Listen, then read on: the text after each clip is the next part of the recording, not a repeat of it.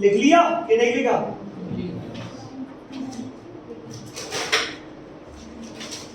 तो कहानी चालू होती है 1859 से 1860। तो पहला क्वेश्चन यही मिल जाएगा कि इंडिगो रिवोल्ट की डेट कैसे याद करें अपन लोग, है ना? तो जरा शब्द वर्ड देखो, इंडिगो कितने शब्दों से मिलके बना है? 6 से। तो ये कब चालू हुआ था? 1859 टू 1860। डेट याद हो जाएगी। देखो 1 2 3 4 5 6।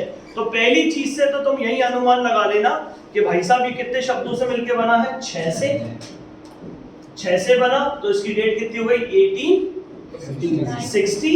यानी 1859 से ये चालू हुआ और 1860 से ये खत्म हो गया। ये बहुत इंपॉर्टेंट रिवोल्ट है।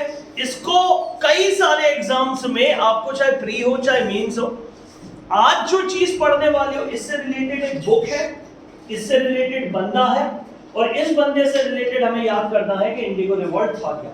तो सबसे पहले मैं तुम्हें आजादी की अपन बात बाद में करेंगे, 1857 रेवोल्यूशन से पहले ले चलता हूं। तो सबसे पहली हेडिंग डालना 1750।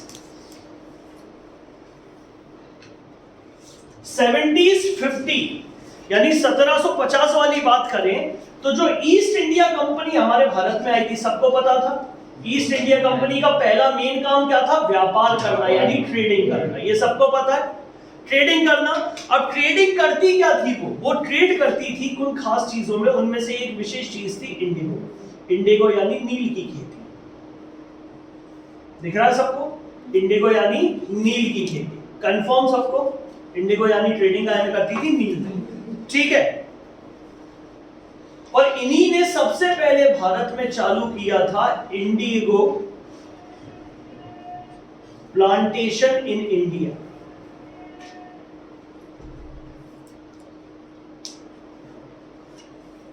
यानी भारत में सबसे पहले नील उपजाऊ यानी नील बोने का या नील बनाने का या नील उपज करने का काम सबसे पहले ईस्ट इंडिया कंपनी ने ही भारत में चालू करवाया था व्यापारिक तौर पर।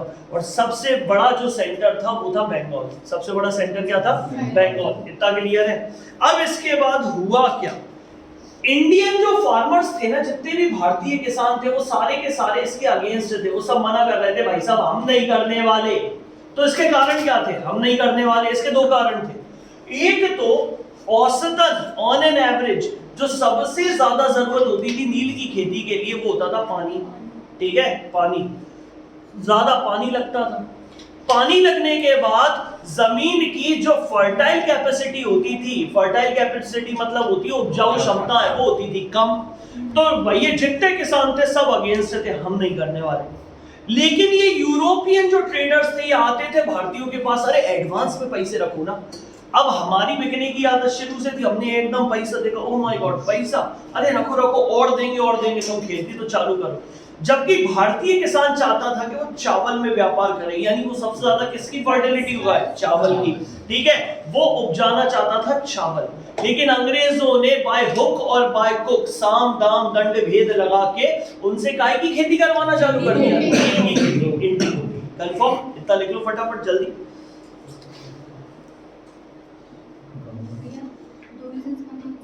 पहला रीजन इसमें ये लिखेंगे अपन ने कि इंडिया के जो लोग थे, फार्मर्स थे, वो अगेंस्ट थे दो चीजों के।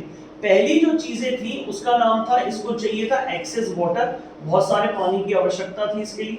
और second thing which we need into mind कि ये क्या करता था? फर्टिलिटी ऑफ द सैंड जो होती थी उसको डिक्रीज करता था।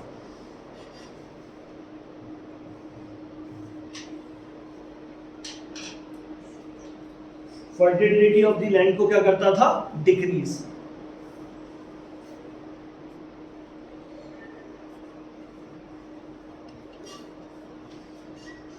ठीक, तो चलो इतनी सी कहानी में क्या समझा? हम बात कर रहे हैं किसकी? Indigo movement. इंडिगो यानी नील आंदोलन। रेता बाद में लिख लेना कचरा। तो हम बात कर रहे हैं नील आंदोलन की। इसकी प्रथा जो सबसे पहले चलती थी, हम 1750s की बात करते हैं, 1750 की बात करते हैं, जब यूरोपियन प्लांटर्स कौन होते थे? प्लांटर्स वो व्यापारी होते थे जो भारत में आके लोगों को भाई साहब प्रोत्साहित करते थे कि आप चलो काय की खेती करो, मैं भारतीय किसान, मैं आते ही मना कर देता सॉरी मैं तो नहीं कर पा रहा। क्यों? एक तो मेरी जमीन बिगड़ेगी, नील की खेती करने से जो फर्टिलिटी है, जो उपजाऊ क्षमता है, जो पोषक तत्व है, जो कण है, जो किसी भी फसल को ज्यादा उपज देते हैं, वो सारी चीजें फिनिश हो जाती थी। यानी fertility of the land was completely decreased. All the nutritions which is available in our soils are decompose, खत्म हो जाते थे। दूसरी चीज, ट्रेंड चल रहा था चारों तरफ चावल उगाने का, और सबसे ज्यादा प्रॉफिट भी किसमें था? चावलों में। ठीक, rice was one of the profitable field.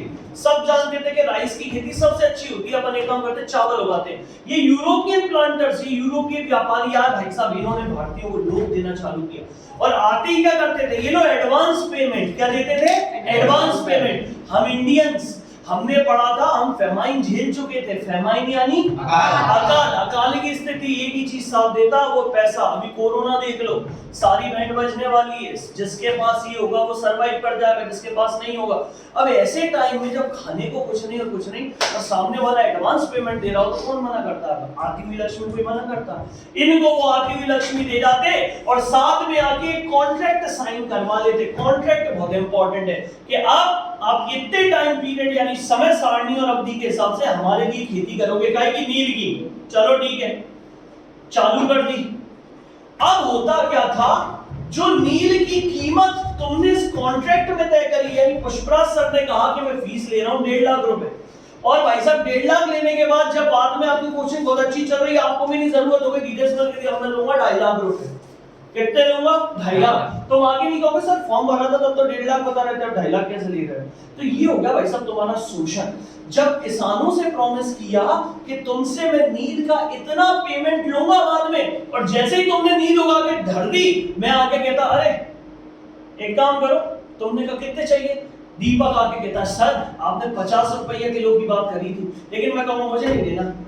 अब भारत में तो कोई नील खरीदने वाला ही नहीं, खरीदते कौन थे? यूरोपियंस। अब जो यूरोपियंस खरीदते थे तो वो आके क्या कहते हैं? चल 10 में दे दे। अरे पागल हो, 50 रुपए लगा के बैठा हम 10 की बात कर रहे, देना हो तो देना, नहीं तो मत दे। जब ऐसी बात हो गई तो इस कस्टम चालू हो गया था, ये प्रथा चालू हो गई थी शोषण की। पहला क्वेश्चन यूपीएससी का किसी भी एग्जाम को, इस प्रथा को क्या कहते थे? तो दागना देखा, दागना, इसे ददनी प्रथा बोलते थे, यानी ददनी कस्टम। कौन सा कस्टम? ददनी कस्टम। कौन सा कस्टम? ददनी कस्टम। तो हमने सबसे पहले कौन से रिवॉल्ट की बात कर रहे हैं? Indian. Actually it's a movement, it's not a revolt. ये आंदोलन था, ना कि कोई घुसपैठ थी, ठीक है ना? तो इंडिगो रिवॉल्ट एक आंदोलन था। तो सबसे पहले जो इंडिगो रिवॉल्ट था, सबसे पहले कहां से चालू होता है? 1750 में। कौन आते थे? यूरोपियन कॉर्न प्लांटर्स, यानी जो यूरोपीय व्यापारी थे जो नील की खेती में व्यापार करते थे, वो भारत से नील उगाते थे, और पूरे एशिया और सारी जगहों पे भाई साहब इसकी डाई बनती थी। क्या बनती थी? डाई। वो वाली डाई नहीं, सजना है मुझे सजना के लिए, वो वाली नहीं, डाई कपड़ों के लिए। डाई कौन सी डाई? कपड़ों के लिए। वो आया नया उजाला 4 बूंदों वाला, आहा वो वाला। तो वही वाला नहीं बे, वाला क्या? तो ऐसे करके जो थी इंपॉर्टेंट डाई बनाने का काम चलता था। ये आए, हमें एडवांस पैसे दे गए, और हमारा पोपट कर गए, हमसे कह गए कि भाई साहब तुम नील उगाओ। कितने की उगा रहे हो? सर 50 की, 70 देंगे उगाओ। भाई साहब हरीलाल ने कही 70 ना, बिल्कुल। जब हरीलाल ने 70 की उगा डाली तो हरीलाल को 10 रुपए पकड़ा और एक 5 स्टार देगा। हरीलाल ने कहा ये तो शोषण है। तो इस पर्टिकुलर रीति रिवाज जो ये शोषण की प्रथा चल रही थी, इसको कौन सी प्रथा? कौन सा सिस्टम? ददनी सिस्टम। समझने आ गया? आपने फिक्स कुछ किया, दे कुछ रहे हो, इसी ट्रेंड को क्या बोलते थे? ददनी प्रथा। कितना क्लियर हो गया? अब अगली बार आए भाई साहब यूरोपियन प्लांटर्स वेदिका के यहाँ, वेदिका से बोला वेदिका लाओ तुम्हारी नील के। वेदिका मैं नहीं कर रही, मैं तो देखो अनाज उग रहा हमारा। तो जाके बेचारे ने चेनुआस मोड़ा मोड़ी बैठे रहते, तो इनके बच्चे गायब करवा देते। ये बच्चे गायब करवा दिए, इनके घर तोड़वा दिए। अब अंग्रेज जो यूरोपियन व्यापारी थे वो ये काम पे उतर आए थे, अब उनको एक्सप्लॉइट करना चालू किया। अभी मुंह जबानी लड़ाई चल रही थी, अब पर्सनल उतर आया। तो इंडिगो मूवमेंट में इनके बच्चों को किडनैप करवा दिया, ठीक है। रात में वेदिका देख रही कि हमारा पतिदेव का आइलो ठाक सुतैया जल रही और लट्ठे लट्ठे करेगो नहीं करेगो, दीपे वगैरह में नहीं करे यार, दे धड़ाधड़ धड़ तोड़ने लगे। अब ये लोग इनका शोषण करने को उतर आए। लिख लो, ठीक है। ब्रिटिशर्स ने क्या किया? एक्सप्लॉइटिंग करना चालू कर दिया, एक्सप्लॉइटेशन, यानी अब किसानों का शोषण होने लगा, फार्मर्स वेयर एक्सप्लॉइटेड।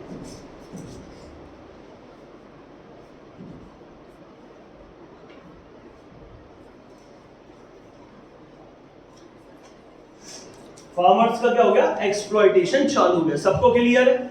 एक्सप्लॉइटेशन कैसे करते थे? उनके बच्चों को क्या करते थे, किडनैप, उनकी जमीनें छुड़ा लेते थे, उनके घर तोड़ देते थे, तो ये उनके साथ चलते रहते। ठीक है, अब मेरी तरफ देखो,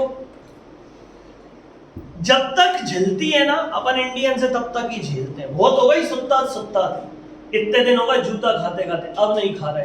तो 1859 में ये फर्स्ट बेंच पे बैठे ना, इन दोनों के नाम याद करना। ये है भाई साहब दिगंबर विश्वास। ये कौन है? दिगंबर विश्वास। इधर इधर शिवानी कर याद कर ले, ये कौन है? दिगंबर विश्वास। और ये है विष्णु विश्वास। ये कौन है? विष्णु विश्वास। दो आदमी, ये कौन है? दिगंबर विश्वास। ये कौन है? ये मेरी घड़ी दिख रही है, नादिया डिस्ट्रिक्ट। ये कौन सी? नादिया डिस्ट्रिक्ट। तो जन क्रांति की शुरुआत हो गई लोगों का, बस अब चुन्नू से हाथ लगा, जानू से हाथ लगा, छोटू से, चेनुआ से, सबसे हाथ लगा बता।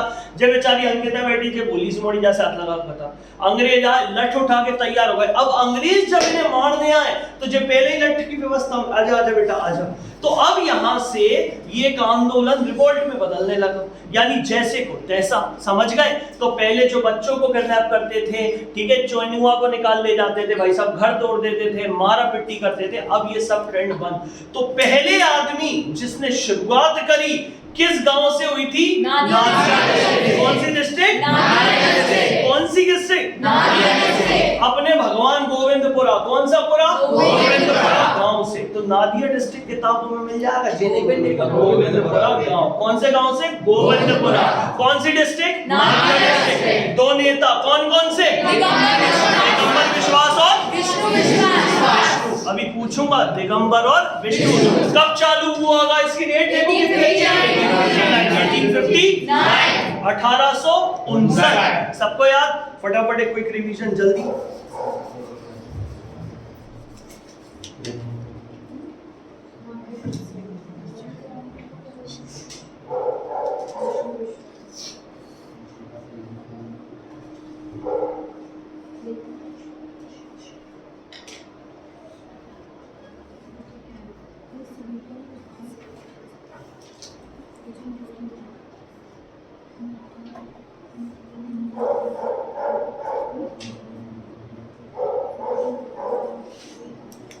चलो लिख लिया सबने?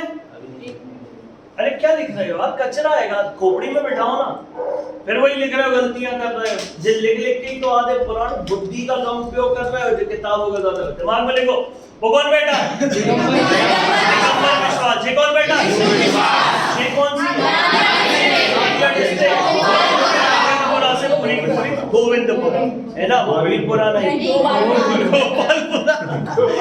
गोपालपुरा में दशहरा मैदान, गोपालपुरा तो बड़ी याद है गोपालपुरा, ठीक है। तो गोपालपुरा नहीं, गोविंदपुरा। गोविंदपुरा से हुई और दो आदमी ने भाई साहब इतनी बड़ी जन क्रांति आंदोलन चालू कर दिया। इस आंदोलन का प्रभाव ये पड़ा कि इसको, अब ये आंदोलन का प्रभाव कैसे पड़ा होगा देखो। आज अपने बाजू में कोई सा भी एक गांव है, वहां आंदोलन चल रहा, कोई मतलब नहीं निकलता। सोचो दीपक अपने गांव में पीने की, इसकी पेयजल की समस्या बहुत ज्यादा है, इसके गांव में नहरें नहीं है, इसके गांव में कुएं खुद रहे हैं, तो एक कुएं में मटमैला पानी है, बेचारे इसके घर के कुएं के नीचे उतर के वो पानी की पोखर की समस्या उत्पन्न हो रही। देखा हो गर्मियों में हालत, वाटर लेवल डाउन हो जाता है। इसके गांव में ये रोज क्रांति करता है, सरपंच से भेड़ा जनता को, लेकिन क्या अचानक धर्मेश गया फेसबुक लेके ऐसे करके, ओ माय गॉड बहुत गरीब है इन लोग, और ऐसे करके फोटो ले ली, मीडिया में आ गई, सोशल मीडिया में पढ़े लिखे लोग लाइक करें, सब्सक्राइब करें, आगे फैलाएं। इतने में पीछे से हैरी पहुंच गया, hi this is YouTube channel, ये गरीबों का देखो पानी का समस्या कितना ज्यादा हो रहा है ऐसा। यहाँ पर नील आंदोलन को सपोर्ट कैसे मिला? पढ़ा लिखा जो एजुकेटेड कम्युनिटी थी, वर्ग था, उन्होंने भरसक इसका साथ दिया। जो न्यूज़पेपर थे, तुमने देखा होगा कुछ भी होता है, आज निर्भया कांड हुआ, न्यूज़पेपर में जनता क्रांति हो जाती है। इसलिए भाई साहब लोकतंत्र का चतुर्थ खंभा कहते हैं समाचार पत्र को। तो भाई साहब वो न्यूज़पेपर के कारण इन्फ्लुएंस हो गए। ऐसे में एक प्ले चल गया, ये प्ले बहुत इंपॉर्टेंट ये किताब में मिलेगा, पर ये बंद कर दिया ये किताब में नहीं। तो सबसे पहले ये बैठा, इसका नाम याद कर लेना, नील दर्पण। कौन सा दर्पण? कौन सा दर्पण? कौन सा दर्पण? ये बाजू में बैठे दीन बंधु मित्र। ये कौन बैठे? दीन बंधु मित्र। पहला बड़ा सीरियस सा क्वेश्चन, नील दर्पण किसकी क्रांति को बताता है? Indigo revolution. समझ गए? यानी नील आंदोलन जो था उसका हमें दर्शन किसमें मिलते हैं? नील दर्पण में। किसने लिखा था? दीन बंधु मित्र। किसने लिखा था? दीन बंधु मित्र। उस टाइम जब नील आंदोलन बहुत ऊपर पर था ना, कि भाई साहब बहरा के नील आंदोलन के सपोर्ट मिल रहे थे, ऐसे में एक प्ले चला, और जैसे ही ये थिएटर में प्ले चला, लोग आए देखते हुए, ओले यार ऐसा गलत हुआ इन लोगों के साथ, तो लोग और इससे प्रोत्साहित हो गए। जब इन्फ्लुएंस हुए लोग बात, तो झट के अपोज हुआ। इतना इसका इन्फ्लुएंस था नील दर्पण का कि ऑटोमेटिकली गवर्नमेंट को भी इस पे स्टे लगवाना पड़ी कि अब किसी भी थिएटर में नील दर्पण वाला नाटक नहीं चलेगा। सोचो ये कितना प्रतापी था। तो पूछा जाता है नील दर्पण जो था उसको किसने लिखा था? दीन। अब आपको नाम याद नहीं होगा तो नील बंधु में बेचारे दीन, छोटे मोटे तो दीन बंधु, दोस्त यानी मित्र, कोई मित्र होगा तो दीन बंधु मित्र। ये कौन सी डिस्ट्रिक्ट है? ये कौन है? सबको याद है। वो कौन है? विश्वास। तो ये कौन है? सबको याद हो गई। जरा इंडिगो आंदोलन यानी नील आंदोलन की डेट और बता दो। 1860। सबको याद हो गया? ठीक है, ये सबसे ज्यादा इंपॉर्टेंट है, तो वहीं लिख लो नील दर्पण। नील दर्पण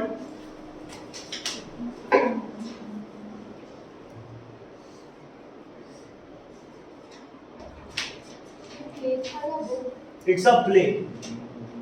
नील दर्पण, इसके जो राइटर थे ये प्ले, ये दीन बंधु मित्र।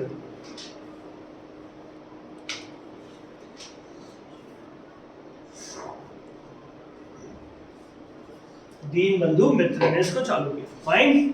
इतना प्रेशर हो गया गवर्नमेंट के ऊपर, एजुकेटेड जो कम्युनिटी थी, पढ़े लिखे जो वर्ग थे, बड़े बड़े मैगजीन, समाचार पत्रों ने भाई साहब इस पे हंगामा बोल दिया।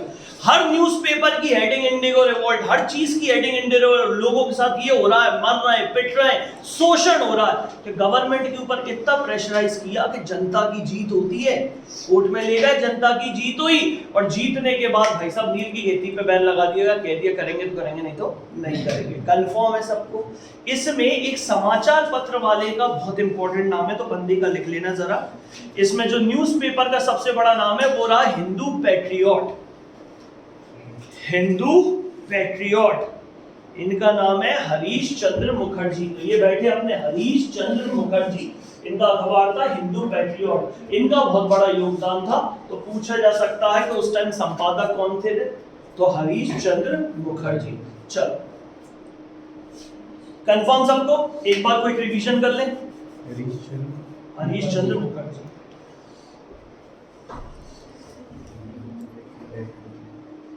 Can we start? चलो ठीक, एक बार और दोबारा से। तो सबसे पहले सबको याद हो गया इंडिगो मूवमेंट क्यों जरूरी था, ये भी समझने आ गया। देखो आप हमेशा याद रखा करो, जब आप मॉडर्न हिस्ट्री पढ़ो सारे के सारे, तो किसी भी चीज की 3 पार्ट तोड़ लिया करो। एक तो था कॉज, कारण, ट्रिगर जिसके कारण हुआ, और इन्फ्लुएंस उससे क्या हुआ। गवर्नमेंट ने इसके प्रति क्या, किसी भी चीज की ना जड़ पकड़नी हो ना तो उसका कारण देखो। यहाँ कारण क्या था?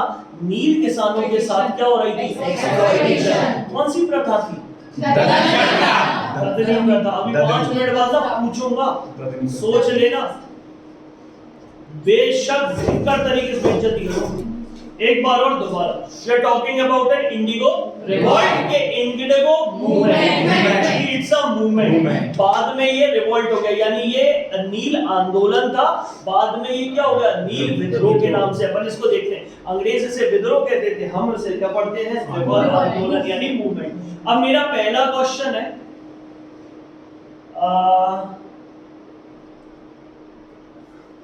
सोचना, 1 सेकंड का टाइम दिया, कोशिश करना कि कुछ ना कुछ तो सही हो जाए। अच्छा मुझे ये बताओ, मूवमेंट और रिवॉल्ट में फर्क क्या होता है, पहले यही पता लगा लीजिए। आंदोलन का मतलब क्या? मूवमेंट जो मतलब साइलेंटली मतलब उसके खिलाफ आवाज उठाना, और रिवॉल्ट मतलब बेटा रिवॉल्ट में भी आप आवाज उठा रहे हो, बस ये है कि रिवॉल्ट थोड़ा वायलेंटली हो जाता है, आप कहना चाहते हो आंदोलन साइलेंटली होता है, कहीं ना कहीं ये सही है, लेकिन जैसे ही ये वायलेंट हो जाता है तो ये रिवॉल्ट हो जाता है। हाँ बताओ सर, रिवोल्ट एक कोई भी कर सकता है, विद्रोह कोई भी एक कर सकता है, 10 कर सकता है, पर आंदोलन जनता के समर्थन से होता है। चलो दो चीज और मिल गई, सिंगल हो जाता तो रिवॉल्ट होता है, यानी आंदोलन में जन समर्थन होना जरूरी है, यानी पब्लिक का इंटरफियरेंस होना कंपलसरी है। और कोई? अच्छा मैं आपसे पूछता हूँ, मैंने बचपन में I was in 6th class when at my school session I know the word, आपने भी पढ़ा होगा, सूरज अब मूवमेंट करता है ना? अभी आपने देखा होगा कि आंदोलन को इंग्लिश में क्या बोलते हैं? मूवमेंट। एक होता है रोटेशन, एक होता है रेवोल्यूशन। तो ये रेवोल्यूशन ही ना, क्रांति, रेवोल्यूशन। तो क्या इसमें ऐसे बोल सकते हैं कि सूरज मामा क्रांति कर रहे हैं, मूवमेंट कर रहे हैं? मूवमेंट मतलब क्या होता है, याद रखना एक चीज छोटी सी, एक सीमित स्थायी जगह पर जब कोई चीज क्रांति, सशस्त्र, कैसी सशस्त्र, या किसी में भी भाई साहब किसी जनता का निहित ना चुपकर उसके ऊपर कहीं प्रताड़ित होते हैं, यानी एक्सप्लॉइटेशन होते हैं, तो वो रिवॉल्ट कहते हैं। रिवॉल्ट हमेशा शोषण के विरुद्ध किया जाता है, समझ गए? शोषण के विरुद्ध क्या होता है? रिवॉल्ट, जहां पे एक्सप्लॉइट हो गए। और जब मूवमेंट की बात करी जाए तो देखो मूवमेंट में एक टारगेट फिक्स होता है कि हमारा उद्देश्य ये, जैसे नील रेवोल्यूशन मूवमेंट में क्या फिक्स था, इसको बंद करवाना। लेकिन क्रांति में कोई मूवमेंट ही नहीं होता ना, यहाँ पे तो कोई टारगेट ही नहीं है, यहाँ तो टारगेट है दूसरी चीज, या जनता का समर्थन होता है जैसे उन्होंने बोला, और यहाँ जनता का समर्थन ना होता, ये तो सिर्फ एक आदमी इसका विद्रोह कर सकता है, ये तो क्लियर है।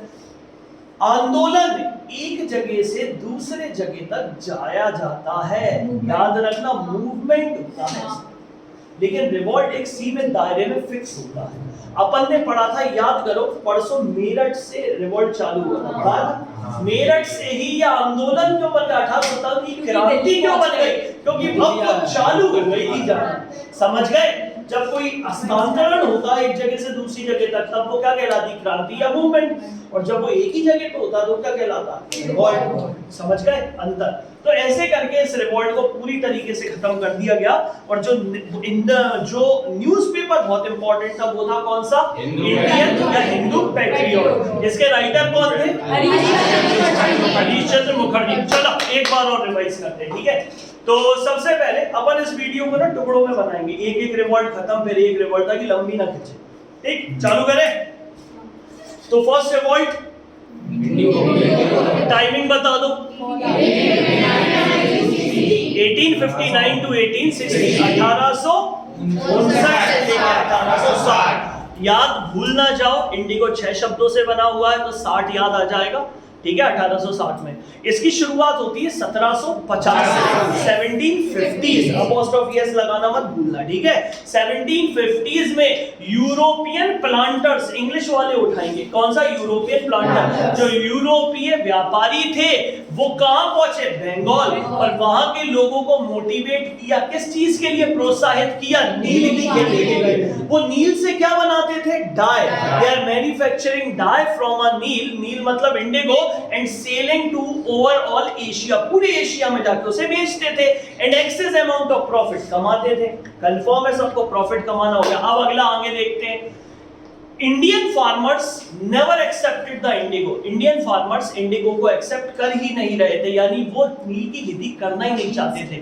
उनका इंटरेस्ट किसमें था, their interest was in rice, rice ही क्यों, क्योंकि हाईली प्रॉफिटेबल था, मतलब उसमें ज्यादा क्या होता था, मुनाफा, ठीक है? लेकिन हमें वर्ग लाने के लिए European planters give everything in advance, हमें एडवांस पेमेंट कर गए, और साथ में क्या बना लिया, एक क्या बना लिया, साइन का करवा लिया, कॉन्ट्रैक्ट, यानी हमसे एक लिखित दस्तावेज पे हस्ताक्षर करवा लिए। अब जब हस्ताक्षर करवा लिए हम बाध्य हो गए, यानी now we are bound to produce indigo, हम बाध्य हो गए। बाध्य होने के बाद अब उन्होंने हमारा शोषण करना चालू कर दिया, कैसा, the rates which are highlighted in the contract they are not paying that one, जिस सीमा शुल्क या जिस इकाई है जिस किसी वैल्यू पर हमारा कॉन्ट्रैक्ट फिक्स हुआ था कि बॉस इतनी वैल्यू पे हम तुम्हें पे करेंगे, उन्होंने मन मुताबिक सड़े दाम देना चालू कर दिए।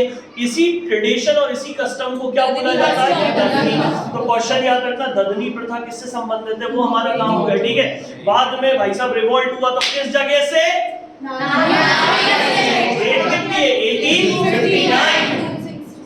1859 से रिवोल्ट नहीं, टू वो तो खत्म करने की चालू नादिया डिस्ट्रिक्ट से कब हुआ? 1859। गांव का नाम गोविंदपुरा, सबको याद होगा, गोविंदपुरा से चालू हुआ। दो आदमी जिन्होंने चालू करा, दिगंबर विश्वास एंड इसको पढ़े लिखे वर्ग का समर्थन मिला, शिक्षित वर्ग हिंदी में और इंग्लिश में क्या बोलेंगे? एजुकेटेड या लिटरेट कम्युनिटी, ठीक है ना। जो लिटरेट कम्युनिटी थे उनका समर्थन मिला, और समर्थन मिलने के बाद भाई साहब इसके ऊपर एक प्ले लिखा गया। वो प्ले कौन सा था? नील दर्पण। सबको याद हो गया नील दर्पण। नील दर्पण के राइटर कौन है बेटा? इसका इतना इन्फ्लुएंस था कि गवर्नमेंट को इसको क्या करना पड़ा? बैन करना पड़ा। इसके बाद इसका इतना प्रेशर पड़ा कि एंड में भाई साहब गवर्नमेंट को जनता की सुननी पड़ी, और जो नील के ऊपर इंडिगो का प्रोडक्शन था उस पर रोक लगा दी गई। इसमें जो सबसे बड़ी इंपॉर्टेंट न्यूज़पेपर अपनी प्रथम भूमिका निभाती है वो कौन सी है? इसके संपादक कौन है? वेरी गुड, सबको याद। चलो कंफर्म, अब वीडियो को कर दो खत्म।